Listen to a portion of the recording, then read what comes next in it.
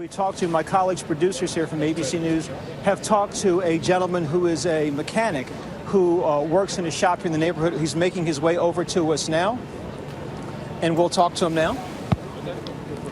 Yes, sir. Hi. Byron Pitts, good morning. Could you stand here for a second, please? Sure. So what you were telling my colleagues now that you believe you saw one of the young men? No, I don't believe. I saw him at my shop on Tuesday. And? On Tuesday? 12:30. This past Tuesday? Yeah. The day after the bombing? The youngest one, yeah. And what did he say? No, he had a car that he dropped in my shop, say 2 weeks ago, and he told me that the car belongs to his girlfriend. Uh-huh. Okay, so on Tuesday he came, and he said, Junior, I got to pick it up in my car because my friend wants the car. And I said, man, the car has no bumper. I removed the rear bumper and I removed the tail lights. And he said, I don't care. And I noticed he was very nervous. He was biting, his fingernails, and he was, shaking his legs, and, but like I knew him for probably like 2 years. And this was a different kind of kid. He was agitated this time when you talked to him. Very agitated. Before he was very polite. It's not in a million years that you could, notice that the kid was an evil person, Would you please give me a description of the vehicle that he the had? car was a white Mercedes, which I think it's probably 06, 07, a wagon, E350 model, and had a rear bumper damage. Mm-hmm. Like I do with every car. What I do, I remove the rear bumper to make sure there is no damage, on the carriage. Massachusetts license plate? Massachusetts plate, yeah. But what I do, that was my mistake, because I put the cars on the parking lot. And, before, I started work on them, I don't do paperwork till I put the car physically inside the shop. Did he pay by credit card? No, pay by they cash? always pay me cash. He always come to the shop with the friends, a lot of friends, the young kids that they say they come from Turkey, some from Russia, they say that they go to BU, they go to MIT, and they all drive nice cars, when I say brand new cars. And they all dress nice like, any other young kid, like to dress. Any indication how they're able to get access to these nice vehicles? I've been dealing with, the students for, a few years now. I go on the shop for 15 years, and I know a lot of rich kids, they come to Boston, which is, it's normal. It's a college city, so they got money from their parents. He had been to your shop a number of times. Any conversation you'd have with him over the years? I talked to him before about soccer. Seems like he loves soccer.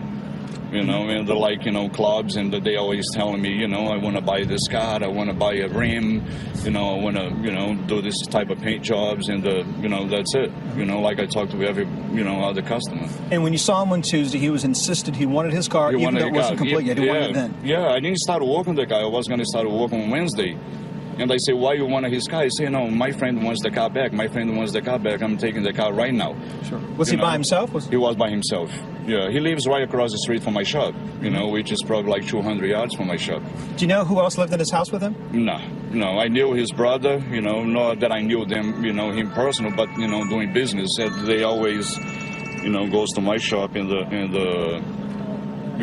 with friends. And how would you describe his brother? What kind of personality was he? It's a normal person.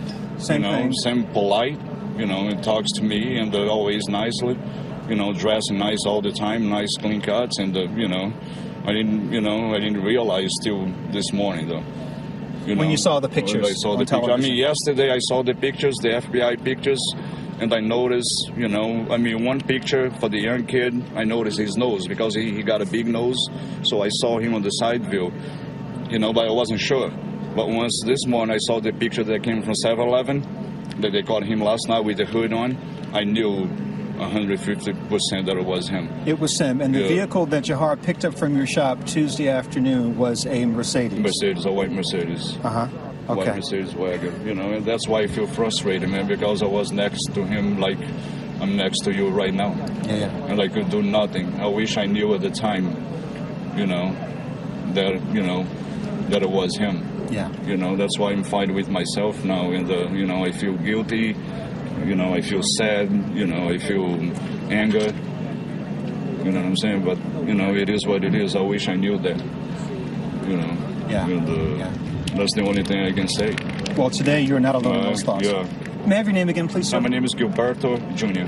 Thank you so much, sir. We appreciate it. Man. Have So, a nice George, you heard the information that the gentleman, this mechanic from a popular auto shop just across the street from the young man's house, says he brought in this Mercedes-Benz. He says it was his girlfriend's vehicle. Yeah, that's what he told me. He brought it in for repair work. The work wasn't done on Tuesday, but he came in sort of in a panic mode, agitated was the word I think we used earlier, insisting that he get his car back right then.